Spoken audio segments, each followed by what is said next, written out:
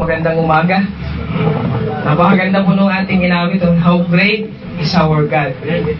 How great is our God. Sabi nga po doon sa napag-aralan natin, last Wednesday, kung sino na nakapakinig nung sa mga MP3, yung hindi nakatanong mga pag-aaral, paminsan-minsan dapat inaalala natin ano yung kahalagahan kung bakit namatay ang ating Panginoong Jesucristo sa krus ng Kalbaryo. Paminsan-minsan kasi nasa nakagis na natin, naaalala na lang natin every Holy Week. Ano po? Pero but now, dapat araw-araw, inaalala natin kung ano yung kahalagahan, yung pinakamahalagang bagay kung bakit namatay ang ating Panginoong Jesus. And that is for us. How great is our God.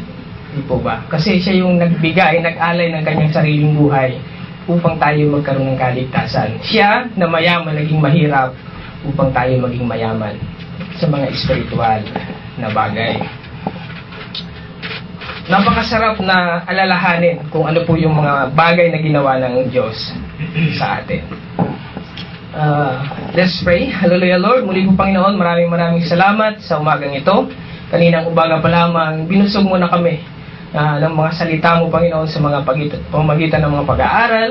At salamat po sa kaligtasang pinagkaloob mo, Panginoon. Sa umaga pong ito, Panginoon, patuloy kang manguna sa bawat sa amin. Ikaw po aming nag-iisang guro. Lahat po kami ay pawang estudyante. Susunod lamang po kami sa iyong nais, Panginoon. Ikaw po ang manguna. Let your message magkaroon po ng breakthrough sa buhay ng bawat sa amin, Panginoon. Maraming salamat po, Ma. Itong aming dalangin. In Jesus' name we pray. Amen. So, welcome po sa bago nating kasama sa pananampalataya, ang batang si Mia. Diba?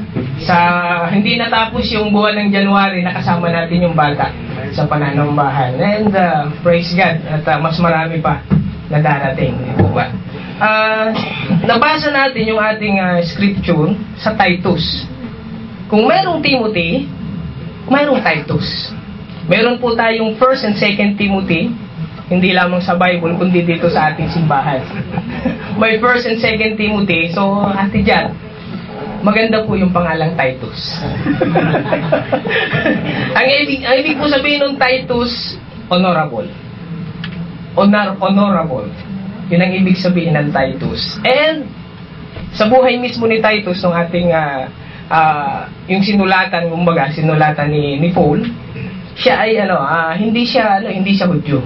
Siya siyang Hintil na nagamit ng Lord sa ministry na ginampanan ni Paul.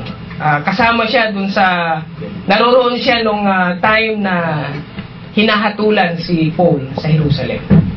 Hindi niya iniwan ang kapatid. Saan mang laban meron ang ating kapatid na si Paul sa pananampalataya. Kaya ang mensahe po ng ating Panginoon, ang title ng ating mensahe ng Lord sa araw na ito, si Titus din po ay itinuturing na anak ni Paul in common faith. Anak ni Paul in common faith. Kaya ang pamagat po ng ating mensahe,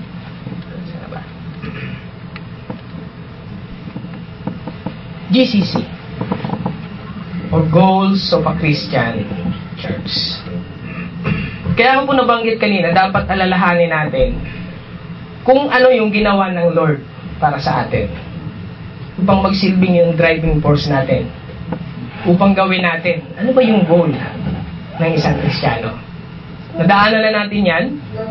Ang goal ng isang Kristiyano is to become like Him, to be Christ-like. Bago yun, may mga bagay muna na nais ang Lord sa ating lahat. Sa araw na ito, mangungusap ang Lord sa atin, sa bawat isa sa atin. 4 na point yung ating pag-uusapan. Ang tanong ko po muna, sino yung edad 31 pataas? 31 pataas. Yan. Yun. 19 na yun. 31 pataas, so 30 pa baba. Parang iisang tumataas. Iisang tao yung tumataas. Now, pinag-usapan natin yung edad. Yung ano naman, 3 to 4 years pataas as Christian. 3 3 to 4 years. Marami na sa atin dito, mayroong 15 years. Si Kuya Eric, I think 20 years. 25 years. Praise God. 30 years. Mayroon naman, 2 years. 2 years below. Yung mga baby in Christ natin. Praise God. At one way or the other, i-ano natin kung nasa saan tayo. Doon sa, kasi yung pagkikipag-usap ng Lord sa atin, ihimay-himayin natin sa 4 na klase ng tao sa loob ng iglesia. So, ayun po yung instruction. Meron munang instruction ng Lord sa atin. Ito yung instruction. Kukunin din natin yan sa Titus 2 verse 12. Sabi dyan, instructing us to deny ungodliness and worldly desires and to live sensibly, righteously, and godly in the present age. So yun yung nais ng Lord sa atin. Ang panawagan ni Paul sa ating kapatid na si Titus. So kanino raw? Kanino binigay yung instruction? Una, sa older men. So, doon sa tinanong ko kanina, yung 31 above, sabihin natin na older man. 30 below, kasi di ba pagka 60, ano na, senior citizen. Doon ko lang po binase. Yun naman sa pagiging isang Kristiyano natin, kinuha ko po doon sa Luke. Ang sabi diyan kasi sa Titus 2, older men are to be temperate, dignified, sensible in faith, in love, and perseverance. Kinuha ko po dun sa Luke 13, 7 to 9. And he said to the vineyard keeper, behold, for 3 years I have come looking for fruit on this fig tree. Narinig na po natin ito na sa mga last messages, without finding any. Siguro naghahanap ang Lord. Sa haba ng kanyang paglalakbay sa pagmiministeryo, walang bunga. Walang bunga yung puno. Sabi niya, cut it down. Parable po ito. Parable na sinabi ng Lord. Cut it down. Why it doesn't even use up the ground? At sumagot yung tagapag-alaga. And he answered and said, let it alone, sir, for this year too, until I dig around and put fertilizer. If bear fruit next year, fine. But if not, cut it down. Kung tayo po ay nasa 1, 2, 3, 4 years or 3 to 4 years ng pagiging isang Kristiyano natin, ayon sa sinabi ng Biblia, matandang Kristiyano lang po tayo. Sabi dun sa last message, naalala ko yun, narinig ko sa MP3. Yung sinabi ng Lord, that time kasi nasa Pilipinas ako dapat yung isang Kristiyano, kung isang puno, hindi lang puro dahon. Dapat dumarating din na nagkakaroon ng bunga. Yun po yung panawagan ng Lord sa atin. I-gauge natin yung ating mga sarili. Kung ilang taon na tayo sa pagiging Kristiyano, tanungin natin yung ating mga sarili. Nagkaroon na ba ako ng bunga? Nagkaroon na ba ako ng bunga? At kasi kung ang pamantayan ng Lord, pag 3 to ilang taon ka na sa pagiging Kristiyano mo, 4 years, cut it down pag walang bunga. Sa palagay ko po, wala na pong matitira sa atin dito. Naubos na siguro tayong lahat. Kung ilan-ilan na lang ang natitira. So yung hinahanap ng Lord, nasaan yung bunga? Sa tinagal-tagal na natin naglilingkod, nagpapagamit sa ating Panginoon, dapat mayroong bunga. At ang una pong kinakausap ng Lord ay yung mga older men. Older men are to be temperate. Hindi po pala totoo yung sinasabi ng dun sa kasabihan ng mundo. Hayaan mo na yan kasi matanda na yan kasi kaya mainitin ang ulo. Baliktad po ang sinasabi ng Biblia. Habang tumatanda tayo, pag-usapan muna natin yung sa ating edad, dapat maraming tayong natututunan. O humahaba yung ating pasensya. Ang lalo naman pag-uusapan pa natin yung pagiging Kristiyano natin. matanda na tayo sa edad, matanda na tayo sa pagiging isang Kristiyano, dapat marami tayong natutunan. Marami na tayong natutunan at nai-apply sa buhay sa pamamagitan ng ating mga pag-aaral. Sabi nung narinig ko, yung uban daw ay sign ng pagkakaroon ng maraming wisdom. Mundo ang nagsabi nun. Ang sabi sa Proverbs, the fear of the Lord is the beginning of knowledge and wisdom. Hindi po pala totoo yung uban. Ang totoo pala, yung sinasabi ng Biblia. Kapag nagkaroon na tayo ng pagkatakot, o kumpisang nagkaroon ng personal na relasyon sa ating Panginoon. And habang ini-exercise natin yung pagkikipagrelasyon natin sa ating Panginoon, along the way ng ating pagiging isang Kristiyano, lalong naralagdagan yung ating kaalaman. At dapat talaga makikita yung bunga sa pagiging isang Kristiyano natin. Sabi diyan, older men are to be temperate. Ang sabi doon sa dictionary, pag sinabing temperate, showing moderation, self-control, tayo ba ay madaling sumabog? Kapag na-touch yung ating ego, madali tayong sumabog. Masabi dyan, self-control, sa showing moderation, kailangan habang tayo ay nagkakaedad, hindi lamang sa ating pagtanda, kundi sa pagiging isang Kristiyano, nababago na natin yung mga bagay na dating ginagawa natin. Di po ba? Napapag-aralan naman yan. Nung dumating tayo sa simbahan, marami rin tayong mga putumayan, di po ba? Pero bakit unti-unti nating nawala? So, anuman yung magagaspang na ugali, na pag narinig natin sa mga mensahe, unti-unti yung itinatapyas at sinusurrender sa ating Panginoon. Alam ko, mahirap, pero sinabi ng Lord, it is doable. Disiplina lang ang kailangan. Dignified, sabi doon sa meaning ng dignified, worthy of respect. Noble, serious, and formal. Yun po yung meaning ng dignified. Serious and formal. So yung mga course na pagbibiro natin, unti-unti na rin binabawasan dapat. Lagi nating isipin mga kapatid, lalo na kung pag may mga bago tayong kasama, na mga bisita, maging maingat, di po ba? Yung lagi nating naririnig sa mga mensahe, naririnig natin na dapat hindi dumadating yung time na yung hindi pagdalumuli ng mga bisita natin, tayo yung naging dahilan. Maging maingat tayo, lalo na kung may mga bago. At hindi naman ibig sabihin every time na mayroong bago lamang natin gagawin yun. Sa araw-araw na paglilingkod natin sa ating Panginoon, nakikita yon sa buhay ng bawat isa sa atin. Sensible, ano yung sensible? Reasonable, responsible, showing good sense and sound judgment, and be wise. Being wise. So yung sense of responsibility dapat taglay daw ng mga older men.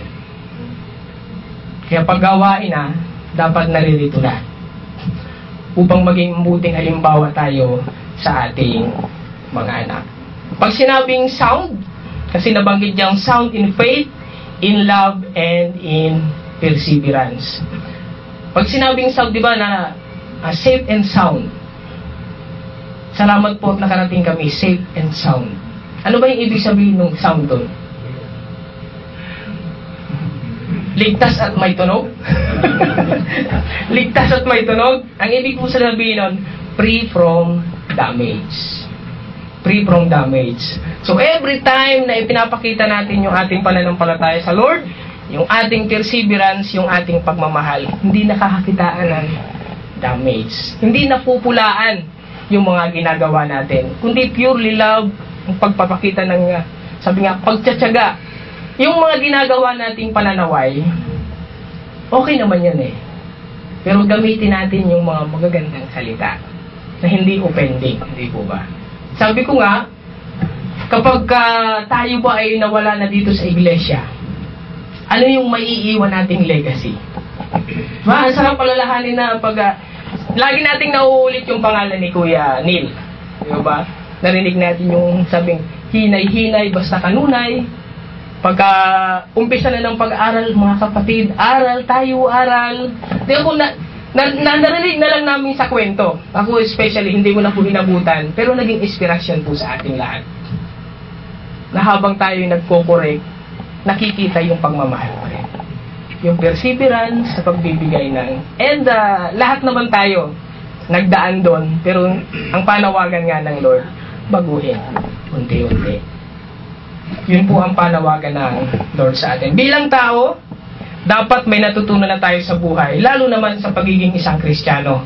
Marami na rin tayong dapat natututunan sa buhay bilang lingkod ng ating Panginoon.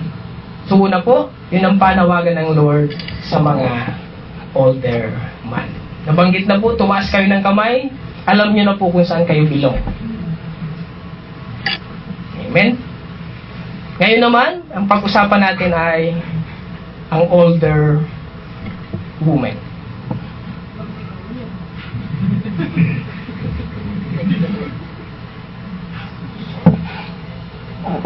So yan, being older man, we must show moderation, self-control, responsible, and sense of responsibility and discipline. Now, older woman naman. Hindi naman ito siguro puro sa edad lang. Older woman in faith. Sa Titus 2 verse 3, older woman likewise are to be reverent in their behavior, not malicious gossips, nor enslaved to wine, teaching what is good. Siguro naman wala sa atin dito yung slave to wine, ano? Meron pa ba? Sa mga older woman in faith natin, ay alam ko wala.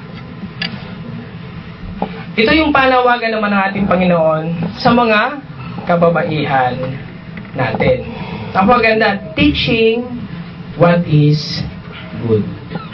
Yun yung panawagan ng ating Panginoon.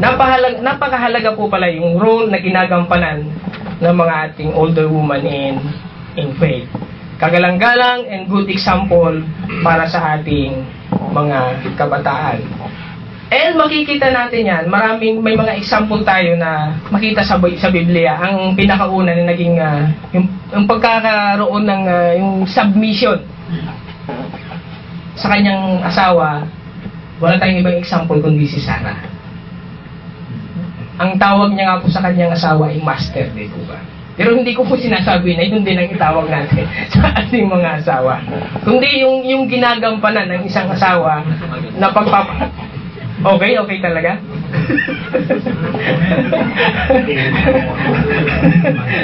Ang gagawin na, ang tinuturo lang, yung pagpapasakop. Yung submission, hindi na yung title, yung pagtawag ng master, kundi yung pagpapasakop na ginawa, na gagawin dapat ng isang asawa sa kanyang asawang lalaki. And sa New Testament, makikita natin si Priscilla. Diba? Naging partner in Christ sa paglilingkod itong mag-asawang ito. Na even though makikita natin doon sa kwento na parang mas malakas yung personality ni Priscilla. Pero hindi dumating doon sa point na pinangunahan niya ang kanyang asawang lalaki. Magkahawak kamay pa rin sila na naglilingkod sa ating Panginoon. So older woman must be respectable and a good example to young one. And I know, makikita natin ito. Yun po yung ginagawa nung nangyari nung mga nakaraang taon. And I know, bubuhayin ulit yung couples ministry. Napakaganda na makikita natin na natuturuan, di ba? Sabi nga, being good example. Good example ba para kanino? Siyempre dun sa mga mas nakababata.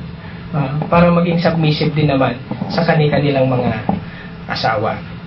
I know meron silang mga plano, ang couples ministry natin, meron mga plano, mga good things para dun sa couples ministry. And yun yung plano ng be ready sa mga susunod na pagkakataon, susunod na mga buwan, makilahok dun sa mga gagawing pag-aaral kung matuloy ulit yung couples ministry. So yun yung panawagan ng ating Panginoon sa mga older woman. Likewise are to be reverent in their behavior, not malicious gossips, nor slave to wine, but teaching what is good.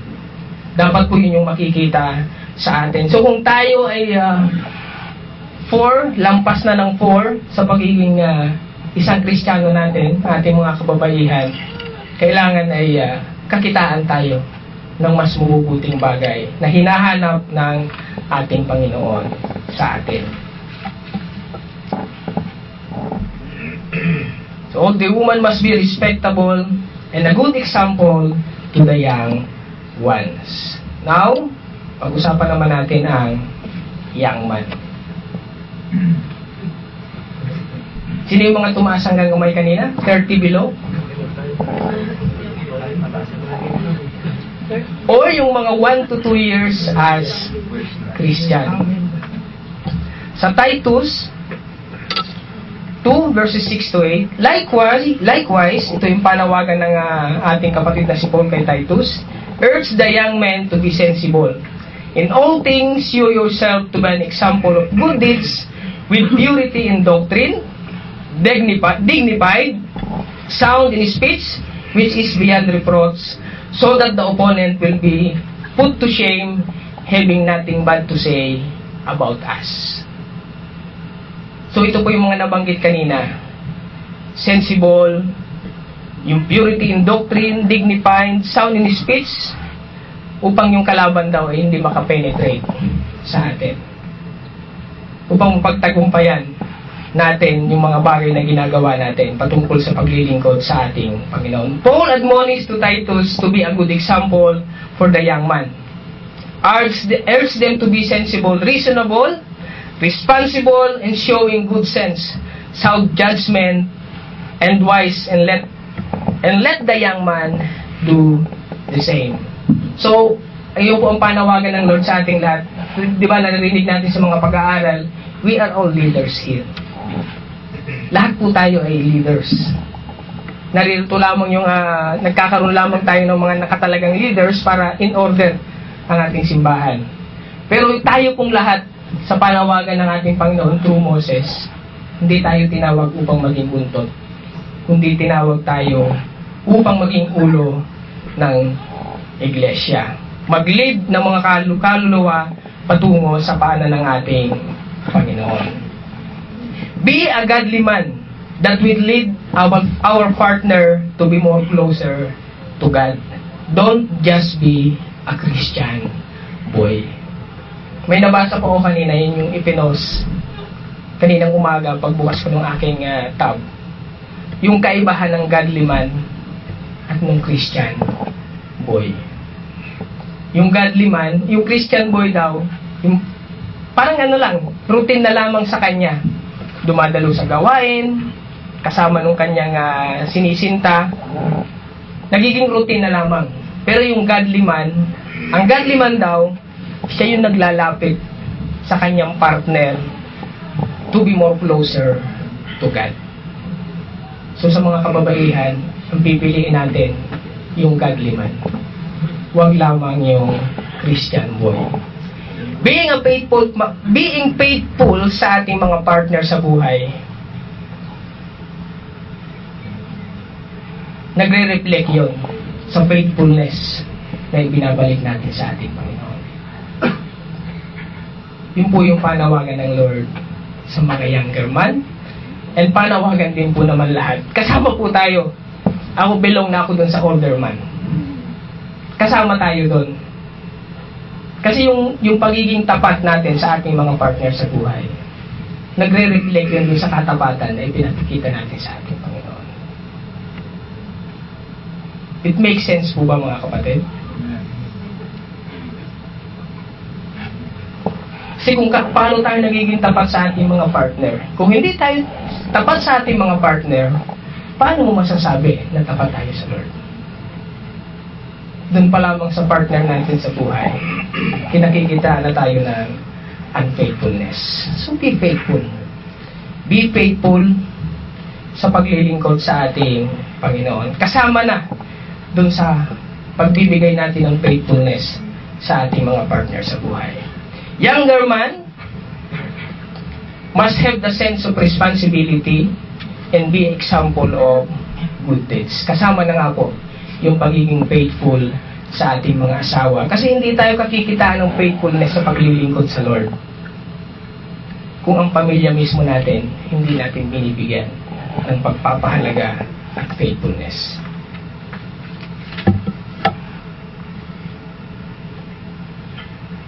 So ngayon po naman, sa mga young women, ganun pa rin po ang ating pamantayan, yung 30 below pa rin.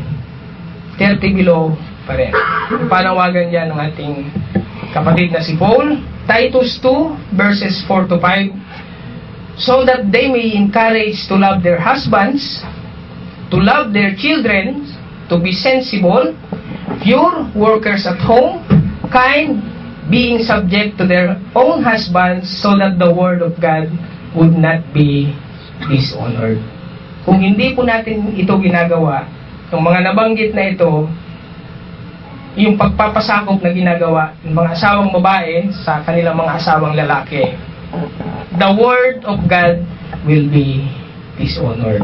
O nalalagay ang pangalan ng Diyos, nakakalagkad sa lusak. So sa mga young couples natin, especially sa mga kababaihan, be submissive to your husbands. Ang Lord po ang nagsabi ito, mga kapatid.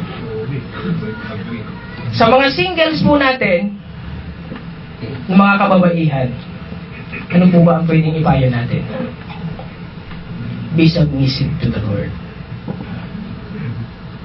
Not be submissive to the other's husband. Be submissive to the Lord.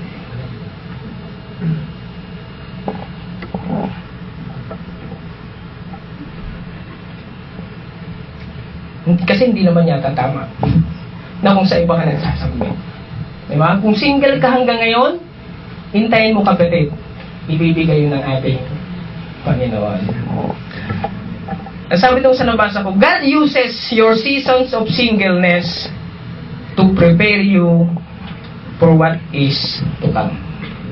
May mahalagang pinaplano ang Diyos sa iyo ngayon, sa pagkakataong ito. Sabi dito, do not be tired of being single. God's timing is always perfect. Inulit po, always perfect. So wait for it. Excited. Huwag tayong magmadali. Kasi pag doon sa mga pag-aaral natin, doon sa parte ng buhay ni Jacob, sa kanya naman yung blessing eh. Sa kanya naman talaga yung blessing. Di ba? Doon sa pagmamadali niya, kasama yung kanyang nanay, anong nangyari? Distraction. Nasira yung relasyon. Alam niyo po ba kung ano yung kwento nun? Sa chapter 27 and 28 ng Genesis, sa kanya naman talaga yung blessing. Hindi pa pinapanganak yung kambal, sinabi na ng Lord through Rebecca. Kasi nga parang nasa tiyan pa lang, nag-aaway na itong dalawang ito. Dalawang nasyon ang nasa iyong sinapupunan. Nagsabi ng Panginoon. Ang sabi doon, the younger, the older will serve the younger. Sinabi din ng Lord, Jacob I love, Esau I hate. Tapos na yung plano ng Lord eh. Yun nga lamang pinangunahan. Ano yung nangyari? Distraction. Nasira ang relasyon ng magkapatid. Kaya nga yung aral na nakuha doon, dapat kasi ang naging example namin dun sa pag-aaral na yon, mayroong isang nasa death row. Isang lalaki na nasa death row. 'Di ba? Ang nangyayari, tinatanong muna, ano yung kahilingan? Ano yung kahilingan? Meron po siyang sulat. Meron siyang sulat sa kanyang nanay. Ang nilalaman ng sulat, bakit ng mga pagkakataong ginagawa ko yung mga bagay na mali, hindi mo ako sinaway? Hindi sana ako nakarating. Hindi ko sana na mararanasan ng mga bagay na ito. So, ganun din naman. Tayo po, huwag tayong magmamadali. Hintayin natin kung ano yung plano ng Diyos. para sa atin. So yun yung panawagan sa mga singles at panawagan din dun sa mga younger woman natin na mayroon ng mga asawa. Be submissive sa ating mga husband. At tulad po ng sinabi ko kanina dun sa mga singles, yun lamang po ang pwede namin ipahis sa atin. Submit to the Lord. And wait kung ano yung plano ng Diyos sa bawat isa sa inyo. Ulitin po, God uses the season of singleness to prepare you for what is to come. Do not be tired of being single. God's timing is always perfect. Always. Sapagkat pag pinaunahan natin ang plano ng ating Panginoon, distraction po ang ating kasasaglakan. So, kung may mga bagay man tayo hanggang ngayon hindi pa tinutugon, akala natin hindi tutugunin ng Lord yung ating mga panalangin. Patiently wait for the Lord. Magkakaroon po yan ng katugunan. Hindi natin alam kung saan ang kaparaanan, hindi natin alam kung kailan, but definitely, God will answer our prayer. Because God is our answering God. So nabanggit po, napag-usapan na natin, and I hope, and I know, na ano na natin kung nasaan tayo dun sa mga bagay na yun. At ito na yung goal natin.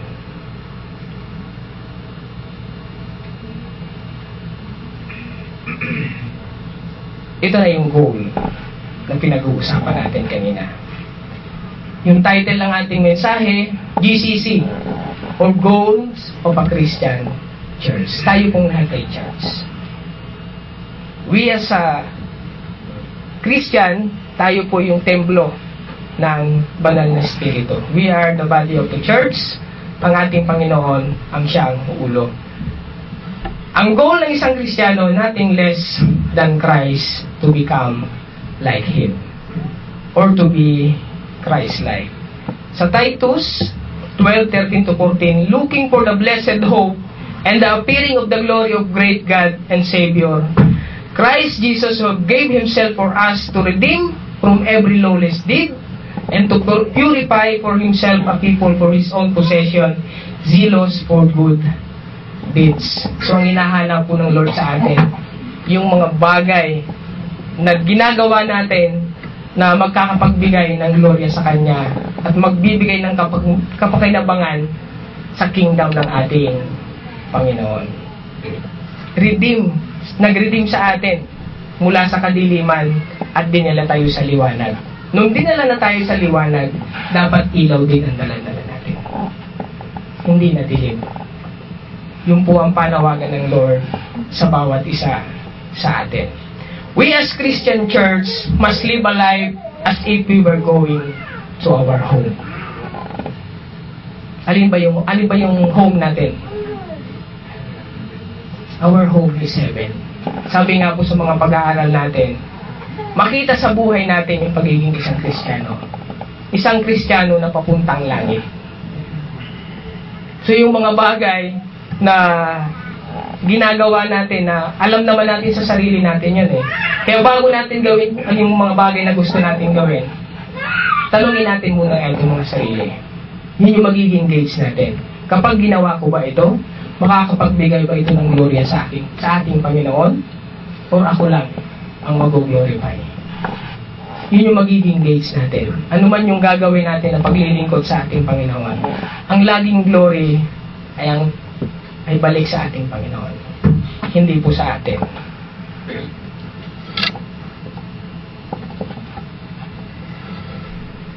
Live righteously and holy. Yun naman po yung panawagan ng Lord through Peter. Be holy, for I am holy.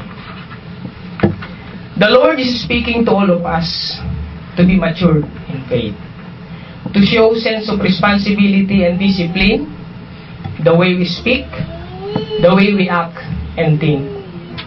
Tapyasin na po yung mga palsong pag-uugali. Lagi natin nagiging kumbaga naging normal na lamang sa ating lahat, which is naging panawagan na rin po noon.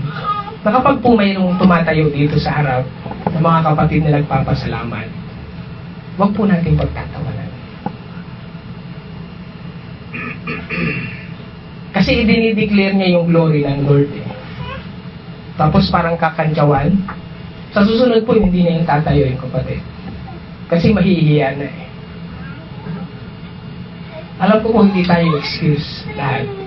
Pero kung nagagawa pa natin, baguhin natin ng sabay-sabay. Diba? Sa tulong ng ating Panginoon.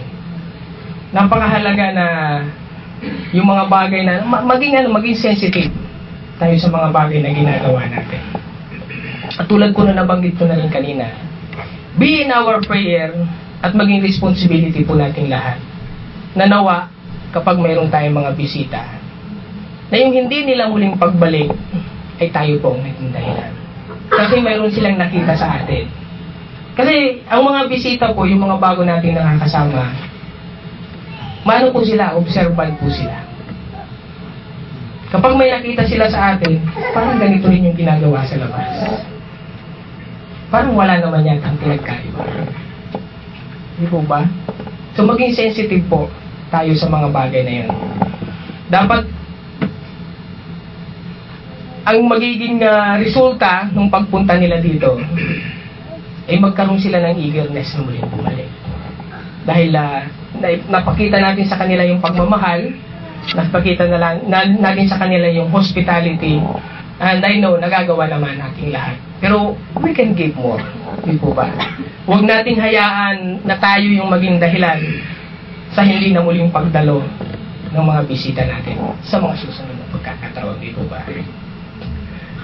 Be in our prayer and be responsibility ng bawat isa sa atin. So, ang verse to ponder po natin, ang panawagan sa Titus 2 verse 15, These things speak and exhort and reprove with all authority, let no one disregard you.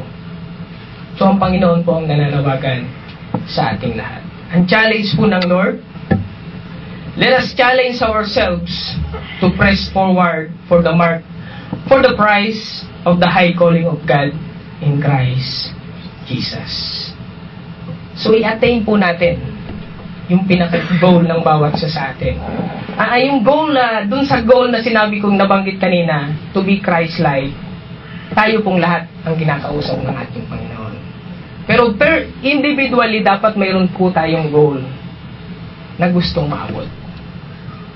Na sa ganitong taon, gusto ko nang magpagamit sa paglilingkod sa ating Panginoon. At maraming salamat, marami na tayo nakikitang bagong mukha na ginagamit ng ating Lord. Sa umpisa na hindi pa natatapos yung January, may mga nakita na tayo ng mga kapatid na tumatayo. And I know, yun yung pagkilos ng Lord sa buhay ng bawat isa sa atin. Kailangan ibukas natin yung ating puso. We should be willing sa paglilingkod natin sa ating Panginoon. I-gauge natin yung ating mga sarili. Lord, ganito na po ang taon ko. 8 taon na ako, 5 taon na ako sa paglilingkod ko sa iyo. Huwag tayong manatili doon katulad ng isang puno na puro dahon. Dapat dumadating yung time na nagkakaroon na po tayo ng bunga. Kasi yun po yung hinahanap ng ating Panginoon. Doon sa Dynamic Christian Living ng mga pag-aaral sa DCL, hindi po design ng Lord sa atin na manatiling baby. Ang disenyo po ng Lord sa atin, hindi yung habang panahon sa buhay natin bilang isang Kristiyano, lagi na lamang tayong inaalagaan. Minsan po sa buhay natin, mula tayo bilang isang bata, pinakain, inalagaan ng ating mga magulang. Gusto ba natin hanggang habang panahon ganun tayo? Kahit ang ating mga magulang, hindi naman po ganun ang disenyo sa atin. Maganda ba yung makikita mo yung anak mo, 12 years old na, imbis na tsupo ng hawak, yung ganun ang minhal kasi gatas pa rin ang iniinom? Lalo naman kung 20 years old pataas, tapos ganun pa rin ang ating iniinom. Ibig sabihin, ang sabi ni Paul, dapat dumadating yung time na kaya na nating lumunok ng karne. Kaya na nating lumunok ng mga solid food. Hindi tayo natin puro gatas na lamang. Hindi tayo makukontento na palagi na lamang tayong inaalagaan, mga kapatid. Matatandang Kristiyano na tayo. Ilan-ilan po sa atin dito yung mga babes in Christ. Pero kung sa tagal-tagal na panahon, sa pagiging Kristiyano natin, tayo pa rin yung inaalagaan. Mag-isip-isip. Diba? Dapat dumarating yung time, ganito na ako ganito na yung taon yung narating ko sa pagiging isang Kristiyano, dapat ako na yung nag-aalaga. Maging sensitive po tayong lahat. Kasi sa dami natin dito, kung lahat tayo alagain, kawawa naman yung ating mga leaders. Kawawa naman yung ating pastor, ating mga tagapanguna ng simbahan. Tulong-tulong po tayo sa paglilingkod sa ating Panginoon. Minsan kasi nagiging dahilan, katulad yung naging kanina ni Ate Ellen, tanggalin na natin yun sa isipan natin. Kasi even yung mga apostol, sino ba dun sa kanila ang mga college degree? Diba? Ang iba dun ay mangingisda, mayroon dun mga rebelde, pero hindi naging hadlang yon upang gamitin ang ating Panginoon. Katulad po ng testimony kanina ng ating kapatid, we are all pwedeng gamitin ang ating Panginoon. Diba? Sabi nga dun sa last messages si Eliasar, insignificant person, naging significant kasi ginamit siya dun sa plano ng Lord. Nakapaloob siya dun sa naging plano ng Lord. At ganun din po sa ating lahat. Ibigay natin yung the best natin na paglilingkod sa ating Panginoon. Tuparin natin kung ano yung goal na itinalaga ng Lord sa bawat isa sa atin. At alam natin yun, to serve Him in sincerity and truth, yung tapat na paglilingkod sa ating Panginoon. Yun po yung hinahanap. Sa atin po lahat yun, panawagan, in-specify natin kanina, pero ang kausap po ng Lord, tayong lahat. Kasama po ako mga kapatid. Tayong lahat. Tayong lahat yung kausap ng ating Panginoon. So 2017 na po. Ang GCC po ay 5 years na. Kung dumating po kayo sa GCC, nung nag-umpisa ang GCC at narito na tayong lahat, magkakasama-sama na tayo, matandang Kristiyano na po tayo. It's about time na hindi tayo nakukontento na puro dahon na lamang. Ipakita natin yung bunga. Yung bunga na tinanggap natin mula sa ating Panginoon. So yun po yung panawagan sa ating lahat. Ano man po yung pinagdaraanan natin sa buhay, may mga panalangin man tayo. Minsan kasi nangyayari, Lord, kapag binigay mo sa akin ito, maglilingkod na ako sa aking Panginoon. Hindi po yun. Ang paglilingkod po sa ating Panginoon, katulad na pag-aralan kanina yung prayer, hindi siya bargaining. Nabanggit ko na po nung last time, kaya tayo nagsisilbi sa ating Panginoon, not for the reward. We are serving the Lord because it is the right thing to do. At ito po yung iniutos ng Lord sa ating lahat. So maraming salamat sa ating Panginoon. Nawa ang mensaheng ito ng ating Panginoon magkakaroon ng breakthrough sa buhay ng bawat isa sa atin. Tayo po manalangin. Hallelujah Lord, muli po Panginoon, maraming salamat sa araw na ito na yung binigay, yung panawagan mo sa aming lahat Panginoon. Lord, kung may mga bagay pa kami na hindi namin na isusurrender sa iyo, patawarin mo kami Panginoon. Kung mga bagay na ito ay nagsisilbing hadlang upang hindi kami magamit mightily sa inyong iglesia, we all surrender it to you, Panginoon. Isinusuko namin ito sa iyo, Lord. Tapyasin mo yung mga bagay na dapat tapyasin sa amin, Panginoon. Patawarin mo kami sa mga bagay na nagagawa namin na hindi po nagiging katanggap-tanggap sa impanan. Katulad po ng panawagan kanina, to live righteously, to live godly, and holy, Panginoon, sa iyong kapanan, Panginoon. Lord, alam namin sa aming mga puso, ano yung mga bagay na kinikimkim namin. Ano yung mga bagay na patuloy namin pinakaiingatan, mga bandages of sin na hindi namin maisuko sa iyo upang magkaroon ng ganap na paglilingkod, tapat na paglilingkod sa iyong iglesia, Panginoon. Maraming salamat po, Ama, dahil naniniwala kami na ikaw yung Diyos. You're a God of many chances, Panginoon. Laging kaming binabangon, laging mahaba ang pasensya sa amin, Panginoon. Panginoon, maraming salamat dahil ikaw yung Diyos na nagmahal sa amin, yung Diyos na nagtiyaga sa amin, Panginoon, yung Diyos na umalalay sa amin, Panginoon. Every time kami nadadapa, lagi kang naririyan upang kami ibangon, Panginoon. Maraming salamat po, Ama. Itong aming panalangin.